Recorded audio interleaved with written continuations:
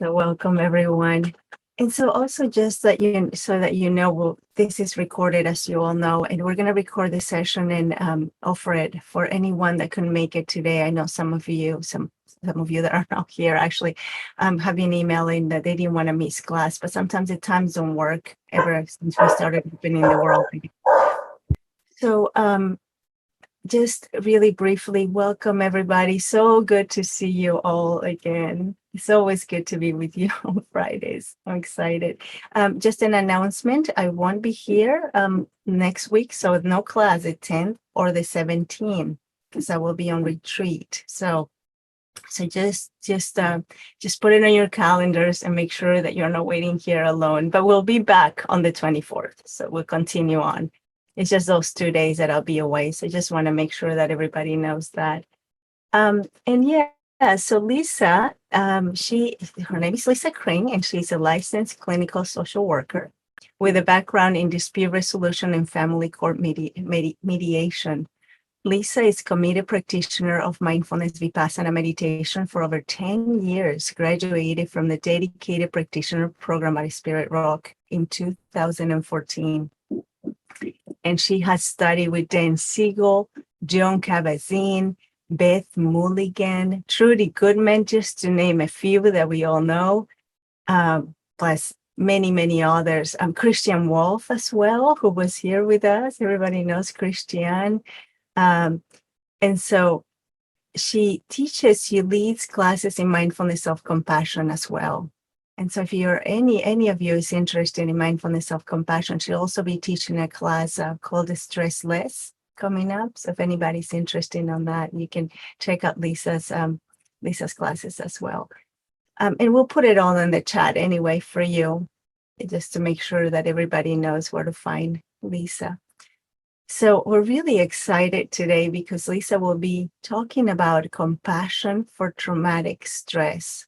And so I'll pass it on to Lisa and we can get started. Thank you all. Thank you. I apologize. I think someone's arriving at our house, so you can hear my dogs, my fur children. But here we are in life as it is, right? I think they're quieting down.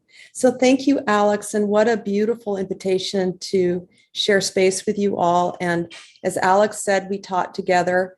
Just a deep bow to Alex, she's been holding this space, I think, for you all, just for her generosity and her practice, just offering, everyone expressed their, it's very inspiring and beautiful. And I just want to give Alex such a deep bow. It was so fun co-teaching together, and I just have so much respect. So thank you, Alex, and thank you for inviting me. Yeah, share the love, share the gratitude. It's a good feeling, right? We're learning to feel and tap into these wholesome. I see the hearts popping up. It's really sweet. So what I'd like to really focus on, how many of you just perhaps you can share just by raising your hand or in the chat, have some experience with trauma-sensitive mindfulness. So I see some hands going up. That's fabulous. I'm recently certified through David Trevelyan. Does anyone familiar with his work? And the Center for Trauma-Sensitive Mindfulness. So this is really about trauma-sensitive mindfulness. It's not necessarily trauma treatment, but it's affiliated. And so compassion will be woven in throughout the whole aspect of what I'll be offering. But mainly, I'm going to kind of give an overview of trauma to understand it, how it operates in the nervous system, and ways to regulate trauma through our mindfulness practice that is as safe as possible and very empowering, providing agency and choice for folks and for yourselves. So, but let's start with some practice. I'd love for us all to sit and settle together.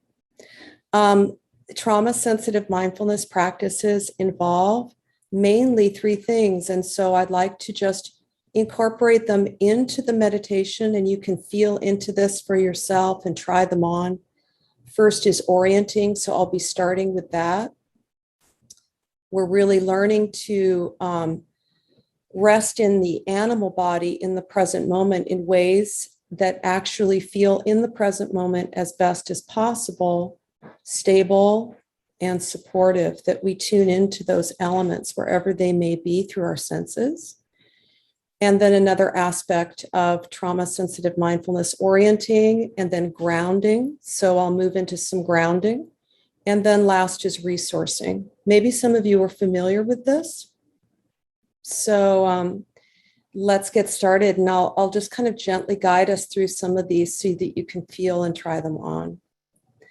So let's sit back, and you can just for a moment before we do that, it is so auspicious and profound to find fellow travelers and to have Sangha. So take a moment to really take in everyone's here, and with your eyes open, just really scanning all of the faces. I mean, we're all here. It's a pretty amazing thing. So just feel into the support of the group. It's such a beautiful thing. This is a factor that is really helpful to trauma. Having support, right, everyone? Doesn't it help a lot? So just taking in that factor very deeply and feeling it in your nervous system down into your bones. And then what I'd love to invite you to do is gently pull your eyes away from the Zoom screen. And for a moment, just cast your eyes downward gently. We'll be starting with the eyes open. So allow the eyes to just gently, softly look down. You can close them if you want, but just to kind of let them close a bit. And what we're going to do is I'm going to very gently invite you to bring your eyes up into the room that you're already in and to orient to your surroundings. We often are in our spaces, but we don't really see anymore. Do you understand what I mean by that? We're looking, but we're not truly seeing. So this is what orienting can do in the present moment. So when you feel ready, and with a kind of attitude of unconditional, unbridled curiosity, almost like a child. See if you can bring your eyes up now gently straight ahead of you in the room that you're in. And just notice where your eyes naturally, where your gaze falls. And just stay with that for a moment so that you can tune into the experience of literally seeing and taking in with your eyes what's right in front of you. And perhaps this room that you're in or space that you're in, you're very familiar with, especially during this last year, we've been sheltering in place, a lot of us. But this is a time to experience it as if you've never been here before. So see what it's like to just see it for the very first time. And really take in, and you can very gently now begin to allow your eyes to move gently. You can really notice where your eyes rested initially and take in that object or aspect of what you're seeing. Really taking in the qualities, the colors, the shape, any meaning for you that this object has. And then when you feel ready, I really invite you to just let this be very natural unfolding. And I'd like you to really look and see everything that is right here around you, and let your eyes rest and explore objects that may be very ordinary and familiar, but see if you can discover them anew. And allow the whole system to open with a quality of wonder and perhaps delight. It's quite lovely to take in the light. If there is light, artificial or natural, and to literally experience and see the light in the room, outside of a window. It's quite lovely also, if you like, to take in colors and to feel them with the whole body. See what it's like to really tune into and soak and savor with your eyes, and then just letting the whole body feel the vibrational experience of cool colors. And really rest in the experience of any cool colors that perhaps are around you. Notice what it feels like to really feel and experience the color blue or green, browns even. If it feels really useful, you can rest in any experience of what you're seeing and just rest there.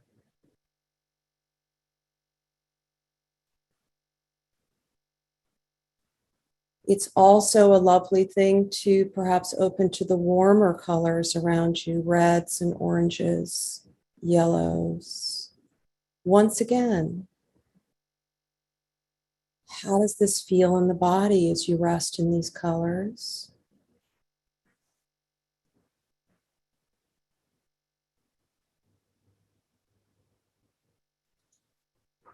And as you take in the room in this way, really seeing, really savoring with the eyes, I'd like you to, in this trauma-sensitive way, to really begin to now focus the eyes gently on anything that is around you that you find quite supportive. No matter how ordinary, it can be very simple pieces of furniture that hold the body well, that support the body.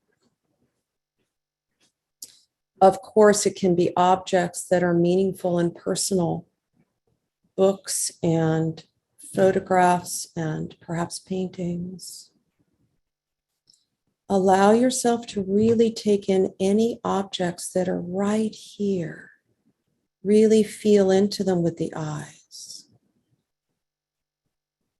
And feel the support all around you that's right here in this moment, that is stable and right there for you, surrounding you, literally holding you.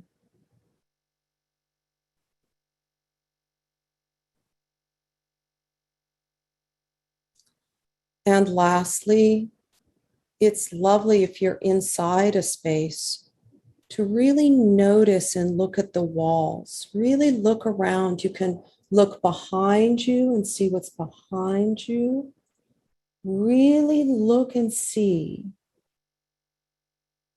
all of the structure that you're in. If you're in a structure, perhaps people are outside. And if you're outside, you can really take in the natural world and the sky. But if you're inside, notice walls and the ceiling that is keeping you safe and protected right now, that is providing shelter. Feel into that, let the body, let it register in the body that you right now are protected. Hopefully that's the experience where you are. And for a moment before we will start closing the eyes now, feel into your nervous system, into your heart, mind, body, and notice how you're feeling. Is there a kind of landing into more calm as you orient in this way? So that's important for you to note and to experience. Enjoy the calm to any degree. And then sitting back, gently inviting you, you can continue. This is all about exercising choice. You can keep your eyes open if this feels very, very important and good for you. But if you like, you can close your eyes gently now. And we'll move into some grounding experience when you feel ready. So with your eyes closed, inviting now this quality of awareness, always here, always available.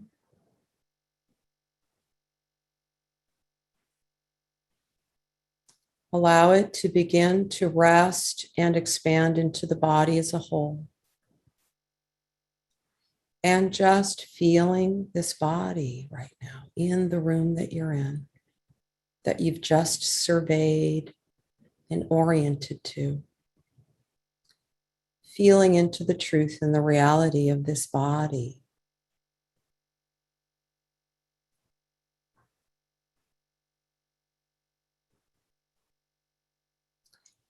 And as an experience of grounding, you can allow the awareness almost like a glitter ball. When all those particles begin to float down and rest at the base. Allow the awareness to gently descend. Let it take all the time that it needs.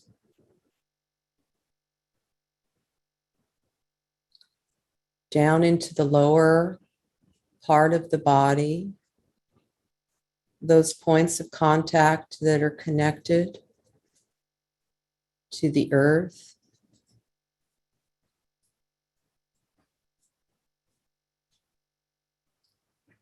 And open to the palpable experience of the earth, holding the body, holding all of our bodies right now.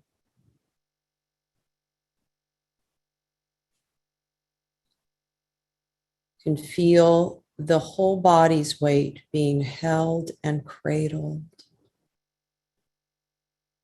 fully supported and met right now.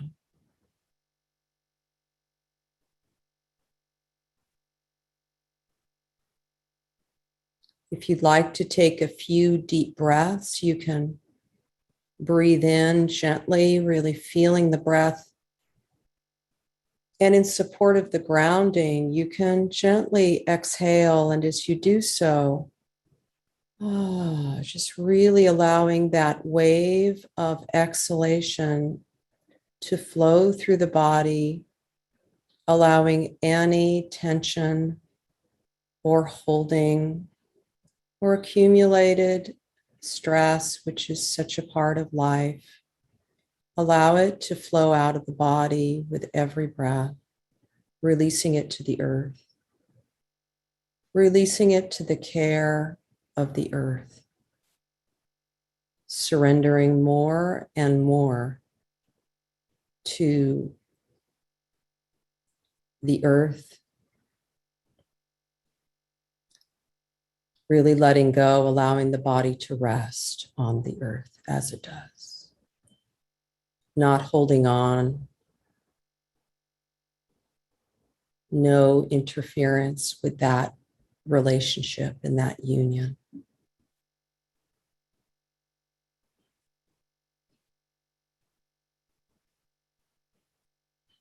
Just letting go into the embrace, the gentle, healing and supportive embrace of gravity,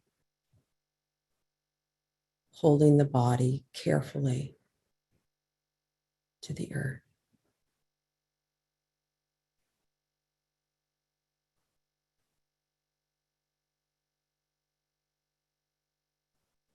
You can continue to allow the gentle waves of breath to support more and more release and connection to the earth as you let go more and more into union with the earth with every breath.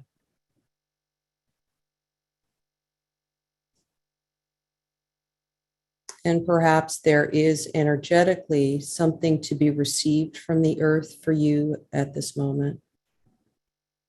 Any healing, any reassurance or support, to take that in and receive it, to feel it, to feel the earth's support energetically, and to let it in.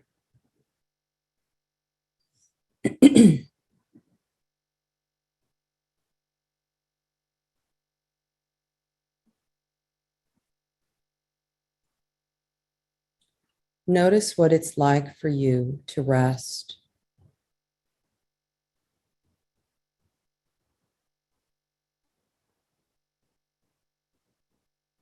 Allowing the mind to rest in the body as the body rests on the earth.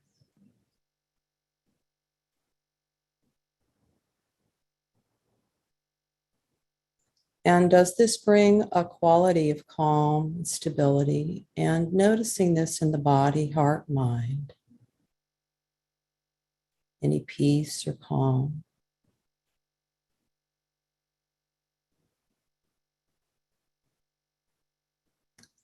And then very gently, these last few minutes of this practice of, first orienting, taking some time to get grounded in the body, held by the earth.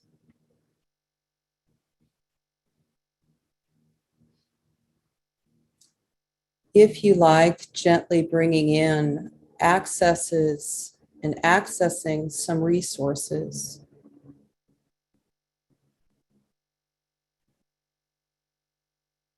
And this is where we discover and tap into internal supports that are always there, that perhaps we lose touch with, that provide even more stability and guidance and protection.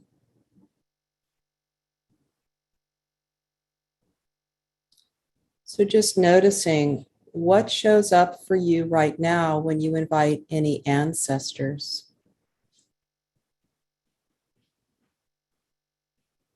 Any ancestors who are right there for you, guiding you, protecting you, supporting you.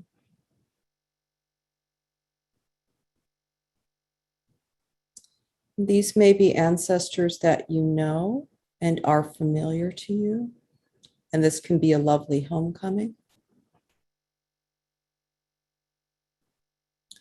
But perhaps there can be ancestors that arrive that you don't know and yet are there.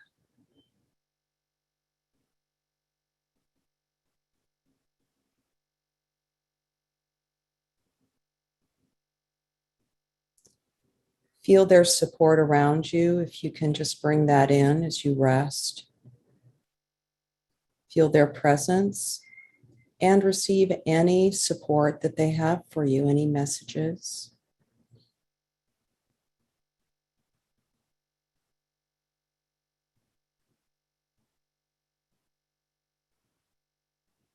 Perhaps they have an object to offer you for your well-being, for your protection.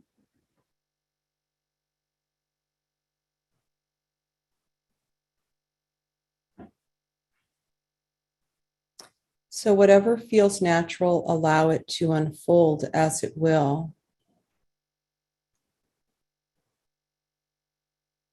And if no ancestors show up for whatever reason, that's just fine. You can just rest in the support of the earth. It's fine.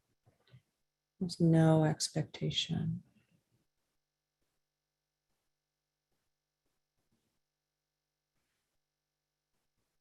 But rest for one last minute or so. And if there's any exchange of thanks to these guides that come, gratitude and thanks in any way that feels appropriate.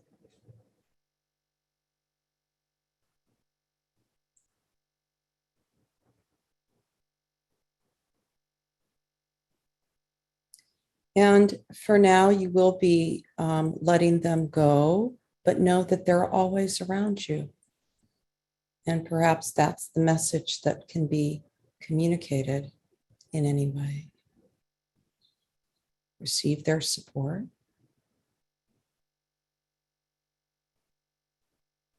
And you can let them go, thanking them and letting them go in any way.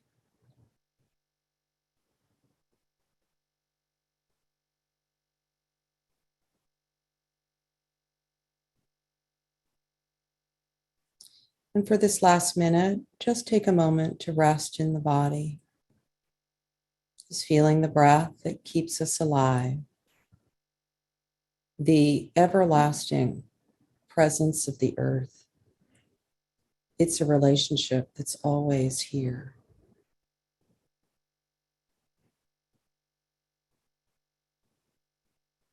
And notice for yourself, what did you notice and experience through these practices? And this is all good information.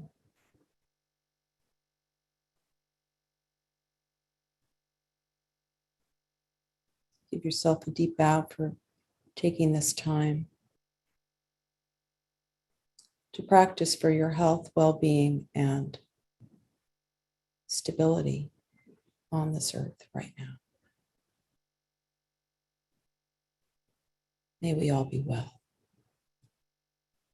May we all be safe and protected. May we always have what we need. May we know peace and ease and well-being in life as it really is. May we all be free.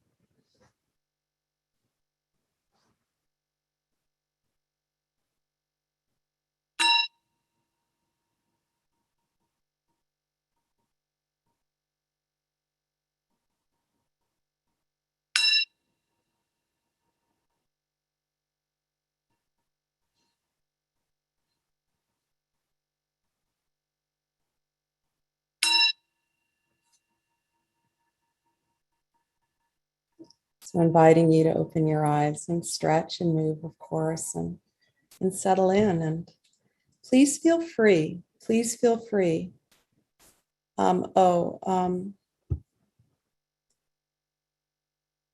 do you want them to have breakout rooms now or after I talk about the trauma-sensitive mindfulness? We can talk openly about how you'd like to do it. It's fine with me.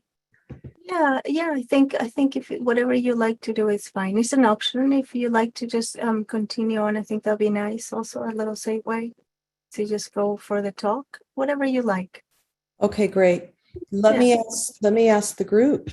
Would you all like to check in with each other in small groups before of what that was like, so you can really note that and share? Or shall I move into just the education piece about trauma-sensitive mindfulness? So what was the group? More talks, someone says? Education, please? Okay, I see just a few things coming in. Thank you. Really fine, because I'm new to the group, so I want to tune into you all very much. So what I'm going to do is talk about trauma-sensitive mindfulness. Let me see what other people are saying. Okay, great. Just with a gesture, physical gesture, so that we can connect. How did that feel, that practice? Just with a physical gesture, how did that feel for you all? It felt, I see some nice. Yeah. Okay, beautiful. And, I really want to get a sense of how that was. So we're going to open it up to questions.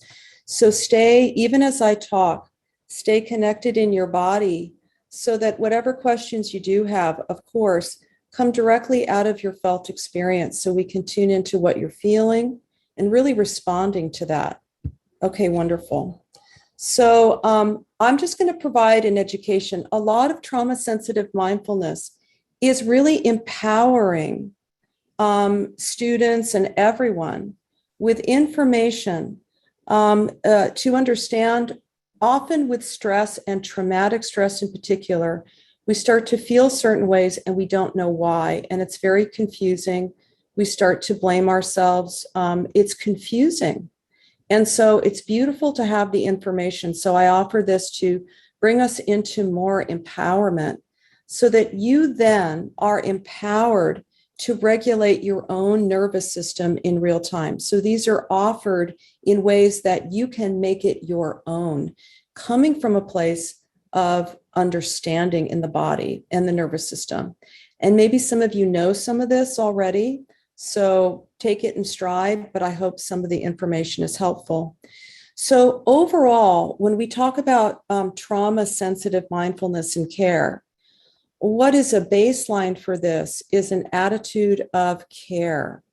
And, in that mindfulness way, this attitude of care and non-judgment. And what I'd like to do just to, as an example, the way that we relate to our nervous system, I want you just to take your fist and to tighten it up, and just everyone do this together so we can feel into this. You can tighten your fist, and this can represent the nervous system. Now hold it in a tight fist. This is what the nervous system does in a way to keep us safe. It does this when there's a threat or something. So just feeling that, right? Now with your other hand in relationship to this fist, see if you can try to open the hand. Just try to open the hand. What does the other fist do? In my experience, it doubles down. Do you all feel that? Do you feel that the fist gets even more hypervigilant if you try to open it? So that's why we don't bring a quality of fixing to the nervous system. It's how we hold it.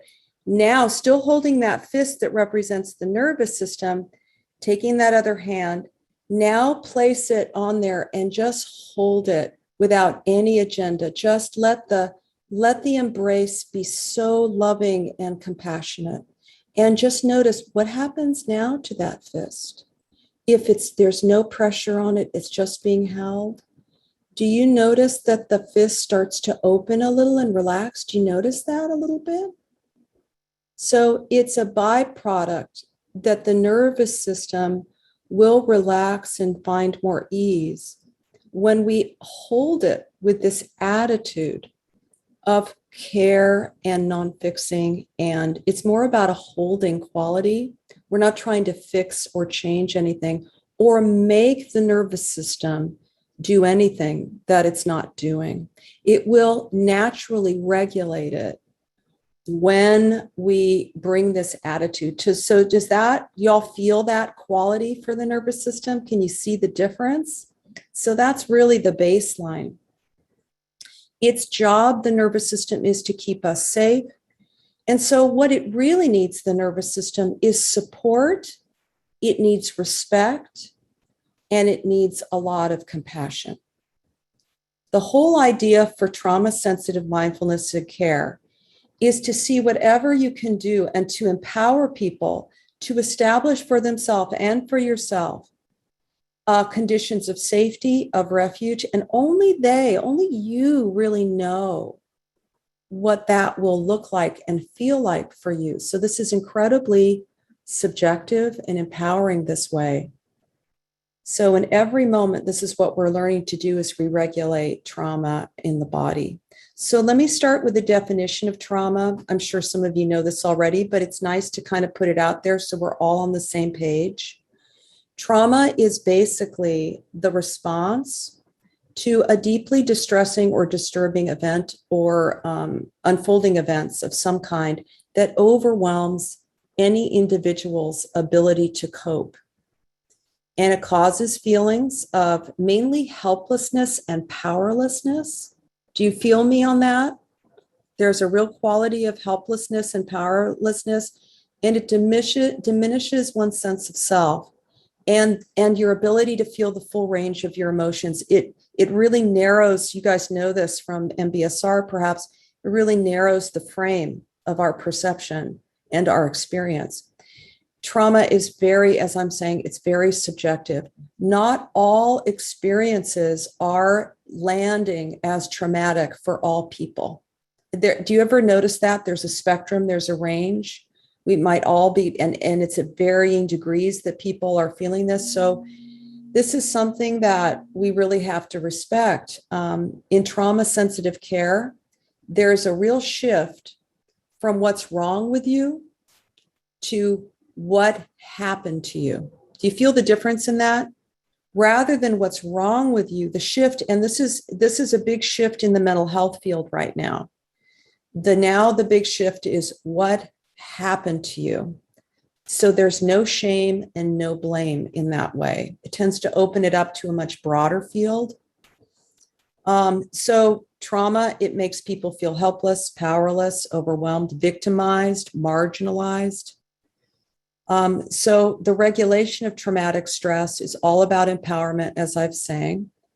The big question is, in any moment, what do I need right now? What do I need right now? And this is something that takes a moment to pause, right? There's a pause, there's a pulling back, so that you start to feel into what's going on in your body, your heart, your mind. For a moment, you're connecting so that you can actually answer that question accurately.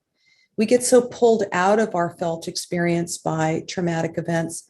This is a returning our energy back into connection with ourselves. So I want to talk about the 4 main categories of trauma. And I think I'll put it in the chat. So let me just copy it and then I'll put it so you guys can see it, because this is really interesting. Often there's a misunderstanding that trauma only relates to an isolated event, and that's not how trauma works at all. Of course, there can be, so let me put it in here. Let me just do this really fast. There can be isolated events. That's something we know. Can you all see that in the chat? Everyone see it? Okay. So here's the categories. Actually, there's 4. First, there's acute trauma. This is what we typically associate: a single event, something that happens to an individual, and that, of course, it's a traumatic event. But then there's also chronic trauma. This is something we're really, really tapping into now as we understand systemic racism, as we understand the bigger systems that are in play with trauma over time. So chronic trauma is a very important thing that we need to really respect and understand more deeply for all of us. This is where there are traumatic conditions extended over a period of time, perhaps even a lifetime. It typically affects marginalized groups.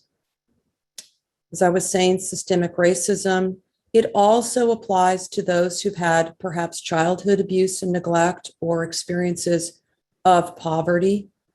So this is an important, I think, category of trauma that we really need to understand.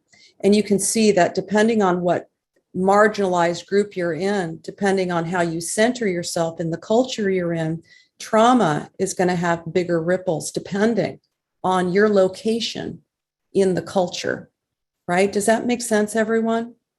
I think it's just an important thing. The other category that I think is really apropos of what we're all going through is complex trauma. This is multiple events simultaneously happening.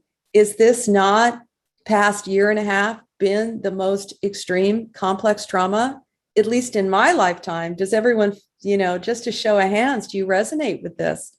We are in a period, and in some ways, it kind of even calms me down just by acknowledging that this is a time of complex trauma. We have COVID, we've had the social distancing, we've had political unrest and political chaos.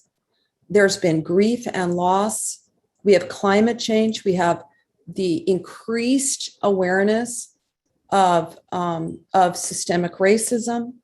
So we have all these things unfolding, and this is really affecting. It's almost like we're all in we're marinating in a soup of trauma. Do you ever feel that way? That wherever you look in every direction, it's just all over the place. It's really affecting us all quite a bit. Now, the last category is vicarious trauma. This is, it's also called tertiary trauma or secondary trauma. How many of you work in the mental health profession or on the front lines of care? So you're all at risk of a lot of traumatic stress because the way that it operates. And David Trevelyan, who is the person that I studied with, and I've learned this work, he got into this work because he was working with survivors of sexual abuse, and he started to have PTSD as bad as the people that he was working with. It really is something that you take in, and because we're social beings and mirror neurons, we do experience the trauma of others that we might be caring for or in contact with as our own trauma. So that's something that we also have to really be mindful of, especially if you're working with this personally or professionally.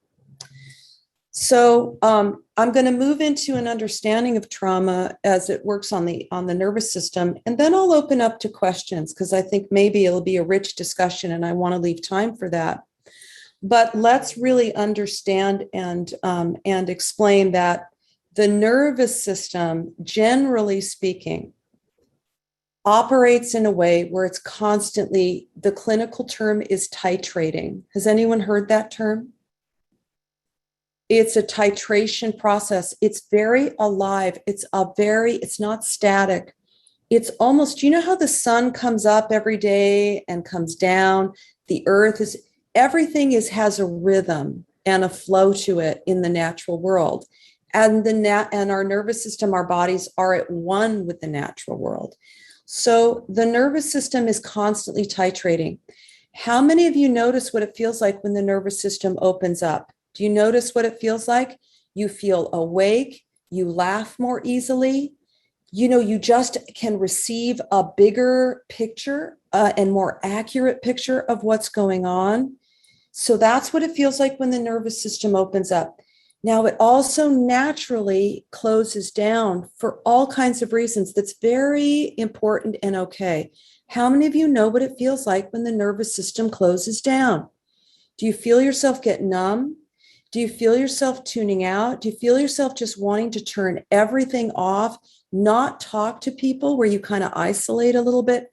So it's doing this in big and small ways all the time. And what trauma-sensitive mindfulness is inviting us to do is to feel into it, not to change it, but to feel that this is happening and actually to honor it. Remember that experience with the fist. When we are shutting down, the best thing that we can do is acknowledge it and say, okay, sweetheart, I'm here. I feel you. I'm going to be with you and give you more of what you need. Perhaps it tends to be shutting down because it's overwhelmed or there's a threat of some kind, right? So we're learning to trust it. I like to think of the nervous system as a young child. It's very innocent. And I tend to relate to it like I would to a young child that gets scared, right? And so the attitude is kind of beautiful to do it that way. And when you're scared, what do you need? You need someone to sit with you and just hold you and talk to you and sing to you, right? Rock with you. So this is really the way that we're learning to feel the nervous system doing this. Often we shut down and we numb out, but we're not paying attention. So we're not caring for ourselves. Do you know what I mean by this, everyone? And then we end up eating more ice cream, or, who knows what we're doing, staying on the computer too long. So we're learning to really tune into it as a way of compassionate self-care. So the main frame that we use with trauma-sensitive mindfulness is this understanding of what's called the window of tolerance in the nervous system. How many of you heard this term? So I see some hands going up. I find it to be so useful. The window of tolerance is the optimal zone of arousal in the nervous system. This is when you feel you're at your best. Another way of saying it, you feel regulated. You're able to be in the present moment. You're able to take in information. You're able to balance with it all. This is what we call the window of tolerance. We are operating in our practice to see if we can bring back the window of tolerance by actively engaging with the nervous system in a way, by utilizing its natural systems. We start to allow it to move back into the window of tolerance by joining with the body. So when we're in our window of tolerance, we're regulated. But when we get traumatized or stressed, we get kicked out of the window. Do you know what I mean? Y'all know what it feels like to be kicked out of your window? And it becomes difficult. We get kicked out of our window. Now there's two ways that we can get kicked out of the window. There's hyper arousal. That's where we go into overdrive. We get anxious. We can't sit still. Do you guys know what that feels like when you get into the hyper arousal? That's where we're kicked out with a hyper arousal. And then there's also what's called hypo arousal. That's where we shut down and go numb. You guys know what that feels like? These are different petals of the nervous system that take over that are trying to keep us safe. So when we're kicked out of our window, we're typically hyper aroused or hypo aroused. And it's just good information to know these states. Do you guys tend to all have one more than the other of how you function, or it's a mix? You know, you can feel, and there's no right answer for this. It's just the body doing what it needs to do. So we're learning to regulate the nervous system to bring it back into the optimal zone. So I'll just say a few more words about the nervous system so we can understand the hyper and the hypo arousal, and then just how these practices really restore balance. So there's two wings of the nervous system. There's the sympathetic nervous system. Do you guys know this a little bit? The sympathetic nervous system is all about activating energy, motivation, and it brings adrenaline to the system. In MBSR, we know fight, flight, or fight reactivity. This is the flight. This is the fight. You know, this is where the body gets energy. That's where we go into hyper arousal. There's also the parasympathetic nervous system that downshifts the body naturally through vagus nerve activation into more calm relaxation, and it conserves our energy. So both of these wings of the nervous system come into play in different ways to keep us safe and for survival. The sympathetic nervous system can often be categorized as the accelerator. I like to think of it like driving a car. Simple. It's the accelerator. And the parasympathetic is the brake. Now, in traumatic stress and in post-traumatic stress in particular, maybe some of you know this firsthand or through any work that you do. When people have post-traumatic stress and real traumatic stress, what is happening is that the accelerator and the brake happen at the same time. You guys know what I mean by that? It's almost as if what's happening in the nervous system is saying, I have to run. Oh, let's go. And then there's no place to go. You know, it's almost like they're both happening at the same time.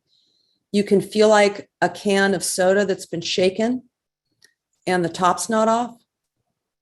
So it's a very, very dysregulating experience for people who have post-traumatic stress. And it's beautiful just to name it. It's this experience of, no, I have to run, but wait, there's nowhere to go. How many of you felt that?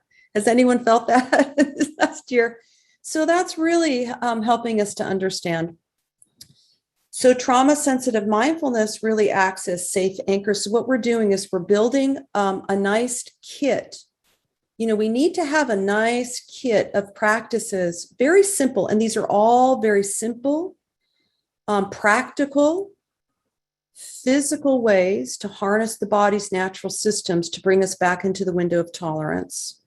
So we start to have our bag of practices of what's called safe anchors, shields, and modifications to regulate the nervous system. Safe anchors are about, and you know, I offered at the beginning, this orienting practice.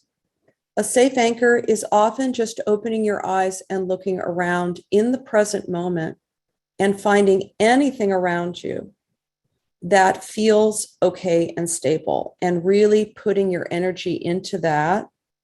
The grounding practices in which we get really grounded in connection with the earth is a very helpful practice. And there's a lot more that I don't have time to talk about that gets much more into nuance and detail, especially for folks who have more more significant traumatic stress that's in their lives. Most importantly is the restoration of the locus of control to people. The most important factor in trauma-sensitive mindfulness is liberating people to make their own choices and to do what they need to do for themselves. If trauma involves feeling powerless, where events are taking over that you cannot control, trauma-sensitive practices are all about restoring control. This is going to look different for different people. And the beautiful thing is to empower people and help them discover, and for you to discover in your own body, what helps regulate my nervous system right now. Often safe anchors for practice is breath awareness meditation, because it does bring about the vagus nerve that can naturally balance out the parasympathetic, sympathetic balance in the nervous system. Breath can be a steady anchor. For a lot of people, though, the breath is not. It actually activates anxiety for a lot of people. It makes them feel out of control.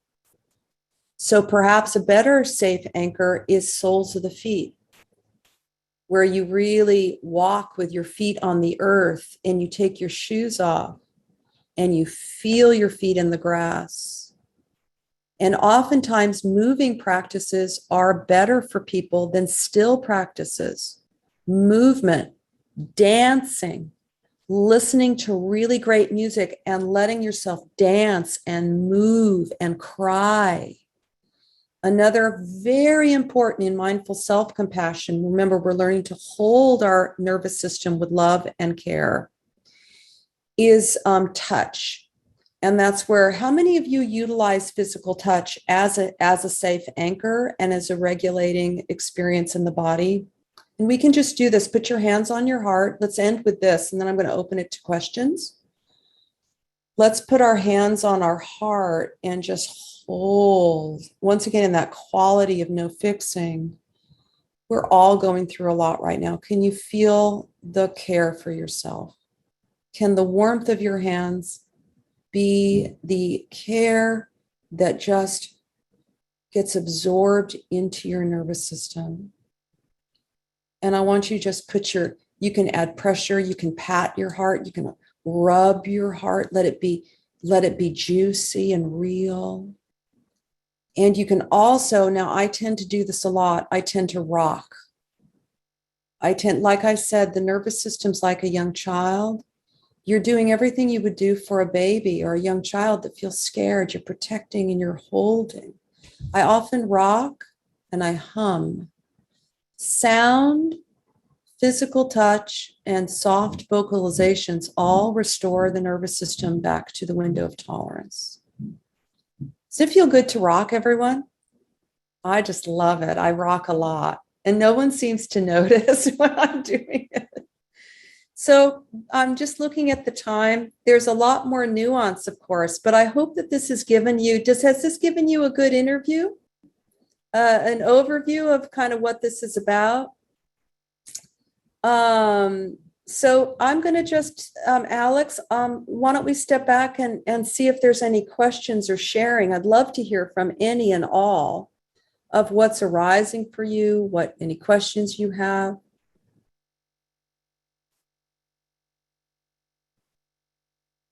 I did see that there was a question about MBSR can be triggering and puts us into hypoarousal.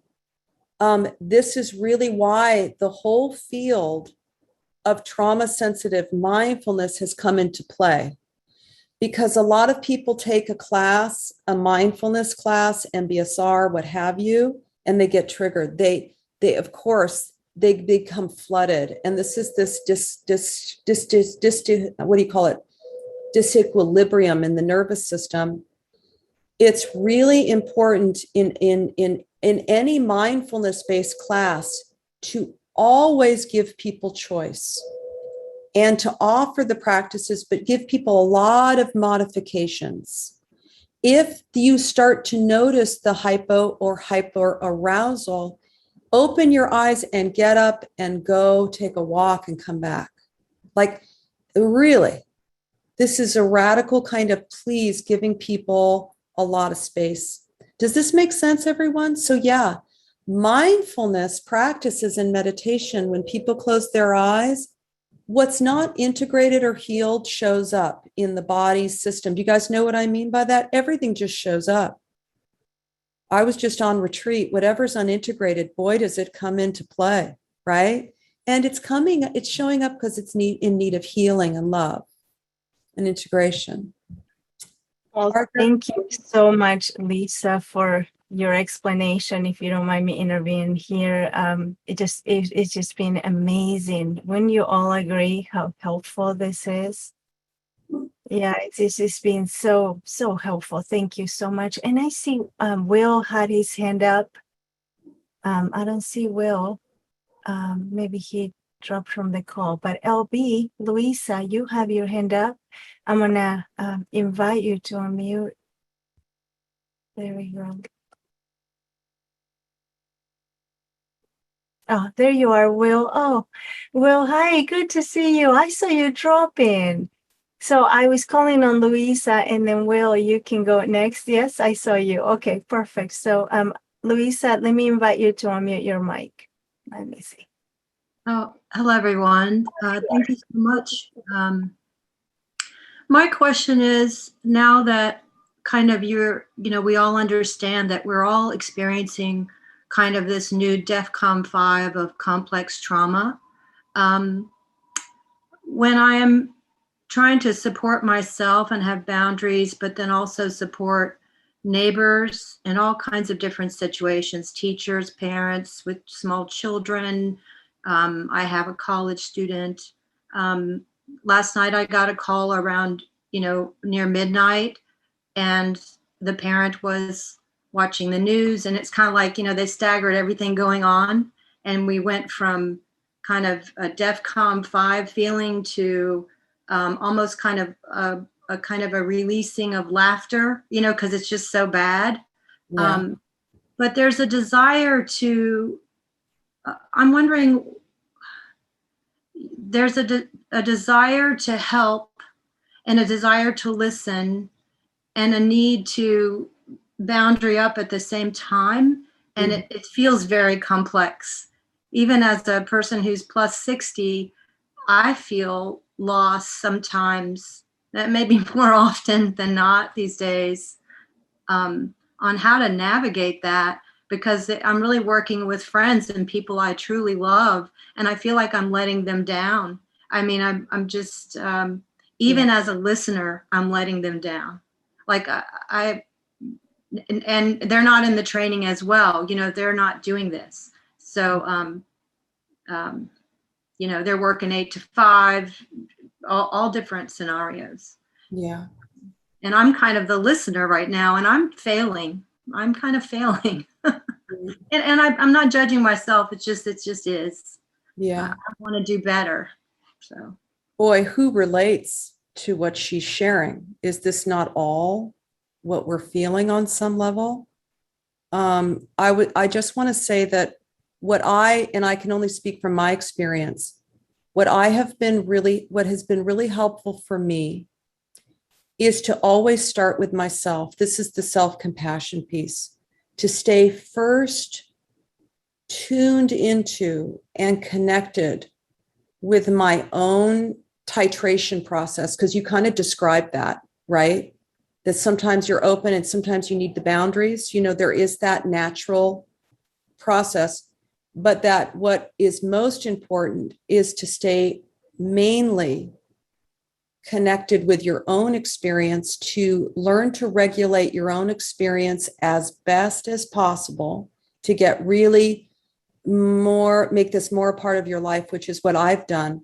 And then what I've noticed, surprisingly, is that I can trust my own care, and I'm more stable, and then I'm able to be of more service and more available to others.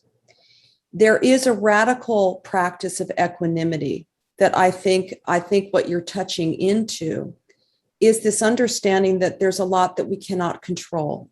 Who agrees that there's just a lot we can't fix or control? And that there is an important heart factor, a wise heart that can accept that we can't fix it all right now. And yet we can show up. It's beautiful. Equanimity allows us to be fully present with the truth in balance. But so there's equanimity practice, and I'm sure you all are familiar with that. This is a really very, very important factor of Buddhist practice. But what I've learned is if I can just stay close to my own experience and take care of myself, I tend to know what I'm supposed to do in the next moment. And if I'm dysregulated, I really cannot help other people. I can't be of service. And I've just been really humbly aware of that and reminded of that. And so I really don't push myself beyond what I can't do. Does this make sense? Yes, I just wonder how you phrase that when you're in the middle of it. Yeah, that's for you to discover and to in the moment, this is what we're learning to do, is to stay present in our direct experience. In whatever, every moment's going to be unique. There's no one little recipe. But if you have strategies and practices in place for how to return to yourself, to connect to yourself with love, you will be able to inquire in that moment, what do I need right now? What's needed? And you will just gently respond. We're learning to respond more and react less. When I'm in a reactive mode, I take full responsibility for it. And I attend to that first, as long as it takes. Thank you. Does that make sense? Does it restore some control back to you, that that's all that you might be able to do any given moment? Yes, thank you. You're welcome. And I feel you. It's just true what you're saying. And there's so much we can't fix or control. And yet that doesn't mean that we need to become disengaged. So it's a beautiful thing to still be fully present in the midst of all that. There are some questions in the chat. Alex, should I respond to some of these? Because there's some nice ones. Thank you, Lisa. Well, we have Will that was waiting also with a question, and then yeah, I see some questions about the ancestor practice, so we'll address those as well. But thank you so much. So Will, let's see. So good to see you, by the way, Will. It's good to see you too, Alex. It's been too long. Hi, Lisa.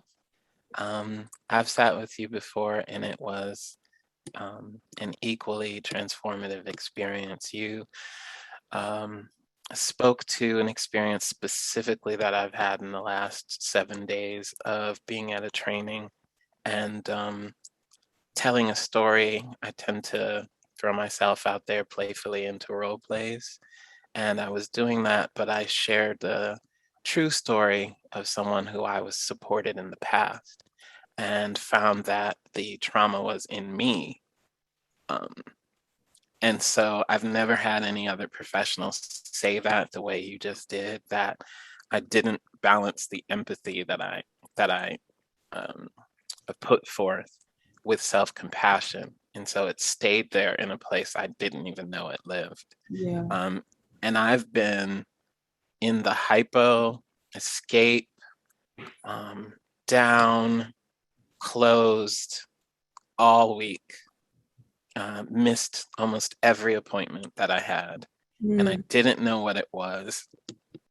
And so to end the week with, and I did some of the self-care of, going into practice 3 times with UCSD, their daily practices, and it gave me relief. And I got some exercise equipment during the week, and that gave me some relief. But I still hadn't put it into perspective the way you did. So I want to thank you for that first. And then your description of PTSD, which I live with, as a mix of the hyperactivity and then the hypo. In the soda can analogy, it didn't come clear to me So I was hoping maybe you could say a word or two, or if you have another analogy for being both at the same time. Yeah. In a way, yeah, thank you. But Will, I'm so moved. I just deep bow to you and thank you for sharing. Yeah, I'm sure people relate. I'm sure a lot of people do. And thank you for your vulnerability and your truth. Another analogy could be, and it's really for you to feel once again in your own experience and for you to trust what you're feeling. Because I don't want to say anything that would override what's real for you ever. That's really what we're learning to do, is give you a lot of space to really know what you're feeling and to discover for yourself what that's about and what you need. So it's very personal. So the only other analogy, if it's at all helpful, but I offer it with a lot of humility, Will. I really do. I think you are very tuned in. My sense of you is you're very attuned. So I certainly am no expert. Is that it can be the feeling of a car that's stuck in neutral or park with the car, the accelerator all the way down. And it's just grinding. It's just, and it's going no, and it's just, you're burning your transmission out. So that's a very graphic example, but I'm wondering if maybe that feels more accurate. It's really overwhelming, and there's I do want to say too, and Will, maybe you can resonate with this in your own experience. There is a spectrum. The triggering of this can be really, and it can be more subtle, but these things can be in play. And so it's liberating to have the information so that you don't feel like anything's wrong with you, that it's your nervous system really trying to keep you safe. Thank you. I hope that was helpful and maybe to others, but I'm really open to any analogies that you all have. My goodness, I think it's really personal, and we're learning to make a lot more space for what's really happening with folks and honoring it and respecting it deeply. I find it sacred to do that right now, and it's an honor to be with all of you right now. Thank you, Will. Lisa, this is support. There's some questions around folks on understanding the ancestors' exercise or practice as a trauma-sensitive practice, and some people said it actually had the opposite effect on them. So if you could just maybe dive further into that. And if anyone, thank you. I saw that question. I wanted to respond. It can be that way. You can, and you're inviting ancestors who are protective and supportive, but as we know with these practices, it can be often a purification process. As we know, as with the heart practices, things can show up that might be the opposite. Isn't it true that this can happen unexpectedly? And this is always something that we're watching for. If the ancestor practice does not work for you, then here's the simple answer. Don't do it. Just let it go. This is the beautiful experience of choice. We are resting in choice. And for me, I find it to be a profound practice. Maybe some of you resonated with it where you felt, I don't know. And instead of ancestors, the other resourcing is where you bring in imagery that helps you tap into internal supports, right? So resourcing can also be inviting spiritual guides or spiritual beings. It could be, Green Tara, or it could be the Dalai Lama. It could be Martin Luther King. It could be any of that as well. Do you see what I mean? It can be those beings, and you can see who shows up in support. So it can be also, you can resource spiritual beings who you feel are protective to you.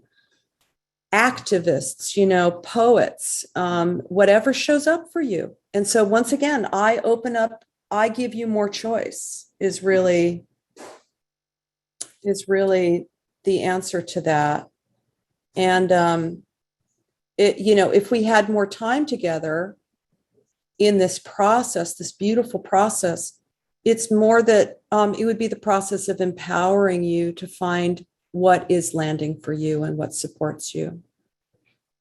So we really let go of what doesn't work. We just let that go. I hope that's a good answer to that for y'all. Somebody said getting triggered is a gift of self-discovery. See, this is beautiful. The mindfulness factor allows whatever is arising to be the object of our meditation and an opportunity. So yes, but it's helpful, I think, if we have some tools in place. If we don't have tools in place, it's a little bit, if we have tools in place, then yes, it's an opportunity and a great discovery and a doorway for healing and integration and safety and self-protection. So I think that's a beautiful thing. Hi, Lisa. I see Andrea has a question as well. So maybe we'll come back to the chat after Andrea. Is that okay? Yeah, please. Go ahead, Alex, whatever. Okay. So Andrea, I'm going to invite you to unmute your mic. Hi, Andrea. Good to see you. Hi, Alex. Good to see you and all.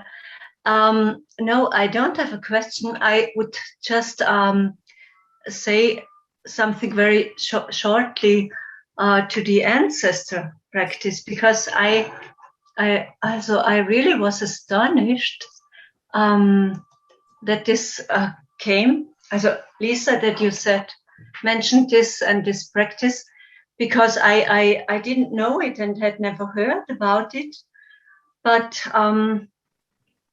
naturally, also I realized now, naturally, for many years when I was young, I did this. I didn't do it, but it happened because I had a very strong connection to my grandparents from my father's side, and my grandmother died early, and also to a neighbor of them who had always lived in the mountains. And when they had died, I don't know, but I very often had the feeling I'm so connected, and I often had the image of them, and as if they somehow would accompany me or protect me. So I just wanted to mention this, that it's very helpful for me and somehow naturally happened when I was young. And so this was beautiful today that you mentioned this as a support or practice. Thank you. And it was very beautiful, also the meditation and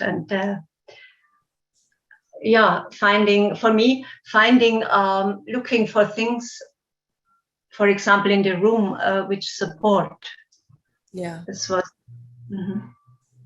Thank you so much. And that's beautiful. Thank you for sharing, because in most groups like this, some practices will work for some people and others won't. And that's really just fine. And they're offered humbly, and you try them on and you see.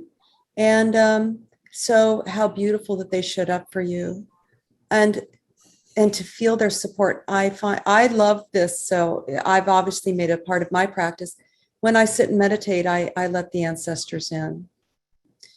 There are some groups of people where this is very important for their survival to feel the ancestors, especially if there's been incredible oppression and genocide and these things, right? So this is really can be powerful depending. I think to those 2 or 3, I was very connected as a child, and so does the connection stayed somehow. Yes, and it's still there. It's still there. And I did see in the chat that maybe there's a request for breakout groups. So Alex, do people want to have that? And is that a really important feature of your group? I want you to all have that. So thank you so much. So we love the breakout rooms, and we have them every Friday. And so, would we be okay? I see that some people still have some questions in the chat that I think might be important to address. Because remember, I'll be here with you all. We'll do breakout rooms when I see you, but Lisa won't be here to answer these questions. So, what do you think if we take advantage of that? And if we, maybe we'll have 5 minutes to say hello to each other at the end, I'm not sure, and go into the breakout rooms. But if not, would that be all right? Give me a thumbs up. Yeah. Okay. Okay. So I see some questions on the chat that I think they would like to hear from you, Lisa. Thank you so much. Okay. There's actually a question from Steve, and says, when one suffers neglect as a child, they might seek others for the support of compassion and not seek self as a source of self-compassion. Can you please comment? Yes, I think it's a combination. And this is a real process, just generally responding to that. Obviously, because we're social beings, and if the abuse happened during childhood, there's always an innocent part that is in need of, if we know attachment theory, which I really was a big fan of as a licensed clinical social worker, we need throughout our lifespan, we need attachment figures that keep us safe and protect us. It's especially important to have that in place if there's been experiences of abuse. Now, it takes time, but you need to find safe circles. It's wonderful to have groups of fellow survivors. This is very important to find group support in a place where you feel, and if it doesn't feel safe to you, don't stay in it. If it feels well, skillfully facilitated, of course, you need to find an excellent, if you have the resources. I know this takes money, so many people don't have the resources, but if you're able to get expert, clinical, professional support that you can trust. I don't think anybody heals by themselves. I think it's impossible, actually. I think that there's a combination of self-compassion practices that, at some moments, there's just nobody there. Isn't it true, everyone? That's just part of reality. So we do need to have these practices in place and build up this capacity to be our own incredible friend that shows up. And it really does, mindful self-compassion, this is what we learn to focus on. Most people haven't developed that capacity in their lives to be there for themselves. Do you not agree with me that for most people is a bit neglected? So we build up that part of it.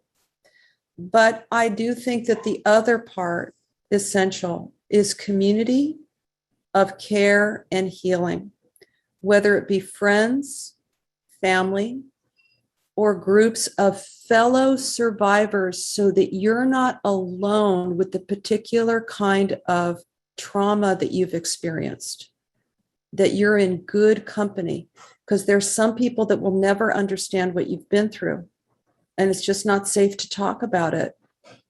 You need to be with the right group. So I empower you all, and empower those that you know, to know that these both are equally valid for healing.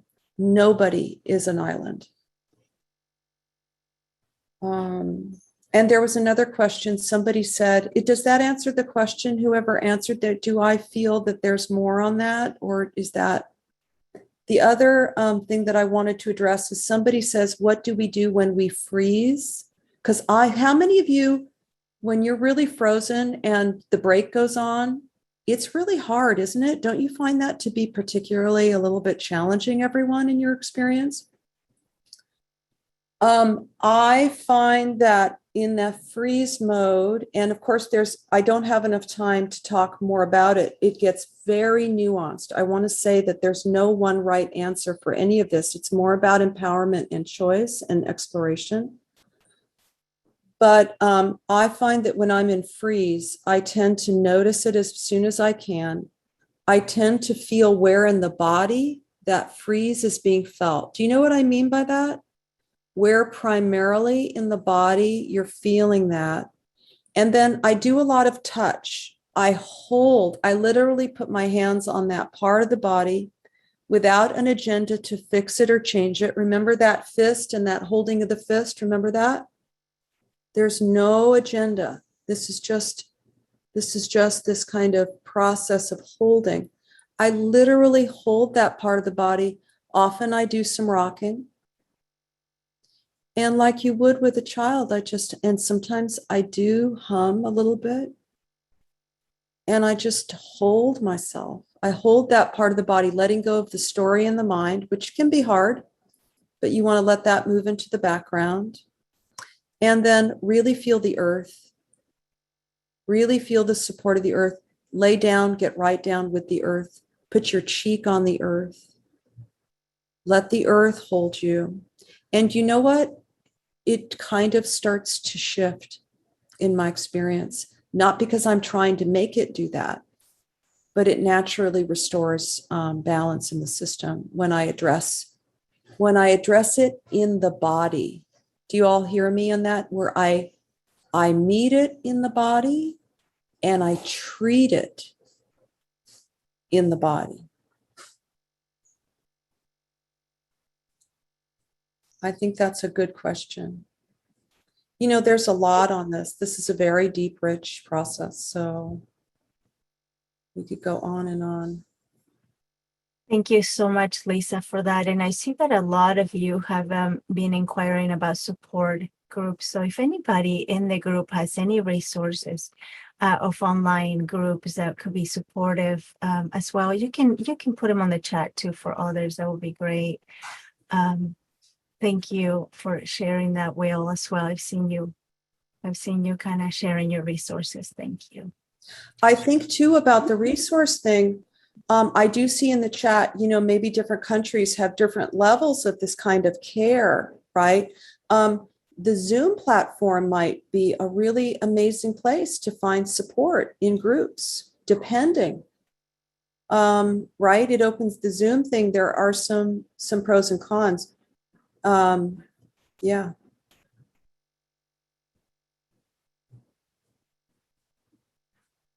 I'm just looking through the chat. It's so good to find other bodies and to really hold each other in the reality, as long as it's a really safe container, you know.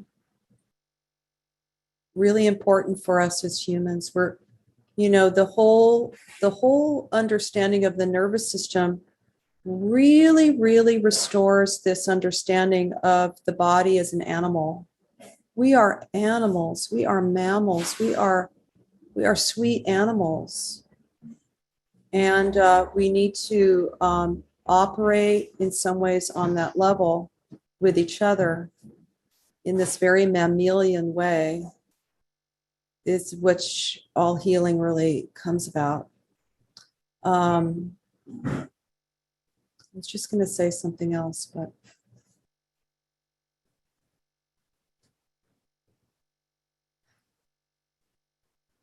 Yeah, thank you so much, Lisa. This has been amazing. I think we can all sit with Lisa just for a minute, maybe, and send her deep gratitude by just tuning into ourselves right now and being here with her. And you can just take it all in. And again, you know, this is recorded. So I've seen a couple of comments about, you know, some of the practices. You can do the practices with her as, you know, as many times as you like to. So as soon as I'm able to post a video for you. So this is why I record them. And for the ones that haven't made it as well. So this has been so helpful, Lisa. Amazing. Thank you so much. Thank you. And so I think that we might be able to have, I think it would be nice to have at least 5 minutes of a talk among each other. What do you think? Is that, yeah? Do you guys want to say hi? Yeah. Okay. Okay, let's do that. I don't have a lot of time, but it may be about 5 minutes and I'll bring you back and we'll close our session. Yeah. Okay. And we can let Lisa go and enjoy the rest of her day, her Friday here in California. Thank you so much, Lisa. You're welcome. Thank you, Alex. Really feeling close to all of you. And, may you really find what you need. And I empower you to be bold in taking good care of yourself now. Thank you.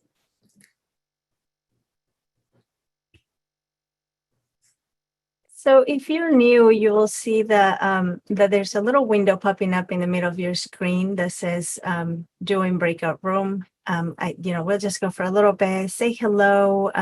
It's just so that we can feel that we're in touch with one another again, and then we'll come back for just a final closing. So maybe about 5 minutes or so, maybe a little more, but that's about it.